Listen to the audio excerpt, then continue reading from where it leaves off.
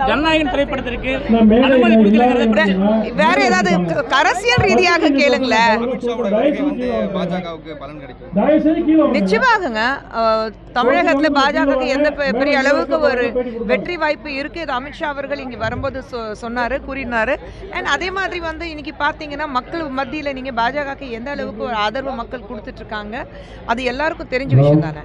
இல்ல அமித்ஷாவோட வருகை எந்த ஒரு பலனையும் அளிக்காது, தமிழ்நாடு வேற மற்ற மாநிலங்கள் வேற அப்படின்னு சொல்லிட்டு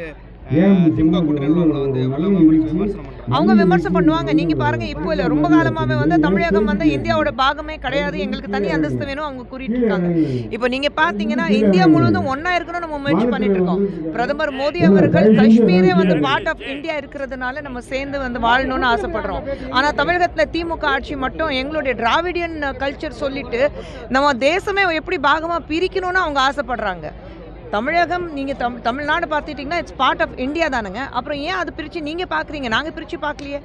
எல்லா வசதி வாய்ப்புகளும் தமிழகத்தில் வாழ்கிற மக்களுக்கு கொடுக்குறோம். எல்லா பாலிசிஸ் பிரதமர் அவர்கள் கொண்டு வரும்போது எல்லா தமிழகத்துக்கு சேர்ந்து கொடுத்துட்ருக்கோம்.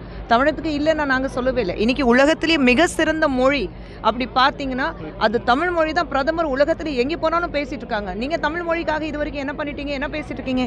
எலெக்ஷன் நேரத்தில் மட்டும்தான் தமிழ் மொழி தமிழ் பண்பாடு நீங்கள் பேசிகிட்டு இருக்கீங்க. மற்ற நேரம் மேடம் காங்கிரஸ் கட்சி தாவேக்கா நெருங்கி போற மாதிரி சொல்றாங்களே, எல்லாம் நிறைய அறிக்கை கொடுக்குறாங்க, நிறைய தலைவர்கள் அவங்களுக்கு ஆதரவா விஜய்க்கு ஆதரவா பேசுறாங்க. காங்கிரஸா? அவங்க எப்போ வேணாலும் எங்க வேணாலும் போவாங்க. அவங்களுக்கு எங்க லாபம் இருக்கோ அந்த பக்கம் போயிடுவாங்க. காங்கிரஸ் பத்தி நம்ம பேச வேண்டாம். எலெக்ஷன் இப்பதானே வருதுங்க. விஜய் அவர்கள் இப்பதானே வந்திருக்கிறாரு. எலெக்ஷன் முடிச்சுட்டு பேசுவோமே அதை பத்தி. இல்ல ஜென்சியோட எல்லாமே வாக்குகள் எல்லாமே அவருக்கு போகும். அங்க அவர் போற கூட்டம்லாம் இளம் வாக்காளர்கள் சொல்லுவாங்க. விஜய் ஒரு மாபெரும் நடிகர், அவ்வளோ பெரிய ஸ்டார், தமிழகத்தில் அவ்வளோ பெரிய ஸ்டார் இன்னைக்கு விஜய் அவர்கள் இருக்கிறாரு.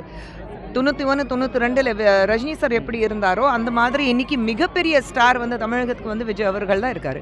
விஜய் அவர்கள் பார்க்கறதுக்கு கூட்டம் வரதான் செய்யும். ஆனால் அது ஓட்டாக மாறுமா? இதுக்கு முன்னாடி நம்ம நிறைய முறை பார்த்துருக்கோம், பல இடங்களில் பார்த்துருக்கோம். நடிகன் பார்க்கறதுக்கு கூட்டம் வரும், ஆனால் அது ஓட்டாக மாறுமா அது நமக்கு சொல்ல முடியாது.